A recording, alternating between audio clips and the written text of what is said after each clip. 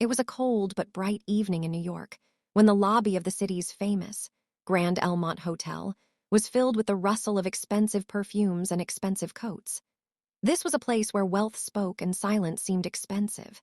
In the same crowd, a thin, simple girl, Lily Carter, stood with a tray in her hand. She had only been working here for 3 weeks, and so far her existence was as insignificant as a wall or a piece of furniture to most people. No one knew her by name, no one looked her in the eye.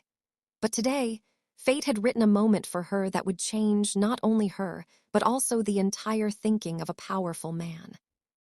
Lily's life had always been silent.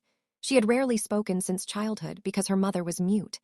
Her father had left long ago, and Lily had learned to live with her mother in sign language. At school, children would tease her, teachers would ignore her, but she never complained. Sign language was not just a skill for her, but a language of love. She knew that silence could speak if only someone would understand. That evening, at the most exclusive table in the hotel, sat Daniel Howard, a billionaire businessman whose name was known from Wall Street to the media. With him was his mother, Mrs. Ellen Howard, a dignified but frail woman who had a hearing aid in her ears but still could not understand most of what was said. Daniel was considered a tough, ruthless, and emotionless person to the world, but to his mother, he was just a tired son who wanted to see her happy. When Lily arrived at their table, she immediately felt that Mrs. Howard was trying to understand Daniel's words, watching his lips carefully, but smiling and nodding repeatedly, as if she understood everything. The scene was like an arrow to Lily's heart. It was the same effort her mother made every day. Daniel was impatiently closing the menu when suddenly Lily plucked up the courage to raise her hands and gestured. "Would you like some water?" Time stood still for a moment. Mrs. Howard's eyes widened in surprise, her hands began to tremble, and then tears began to flow uncontrollably.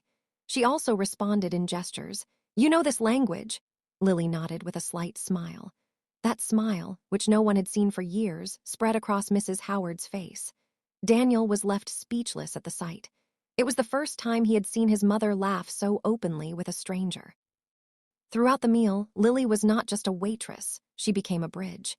She explained the menu, told little jokes in gestures, and Mrs. Howard kept laughing over and over. The people around were watching this scene in amazement, but Daniel didn't care about anyone. There were tears in his eyes because he could see that after years his mother did not feel alone. After dinner, Mrs. Howard held Lily's hand tightly and said in signs, "Today you made me feel alive again." Lily's eyes filled with tears.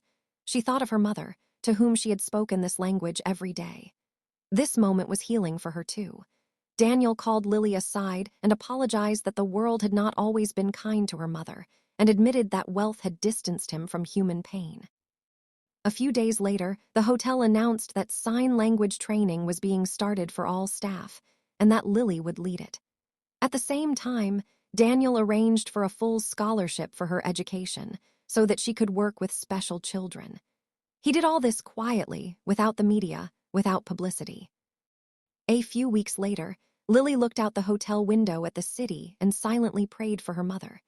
She had learned that not having a voice does not mean being powerless. Sometimes the most profound things are the ones that are left unsaid. If this story has touched your heart, remember, perhaps your small action can change someone's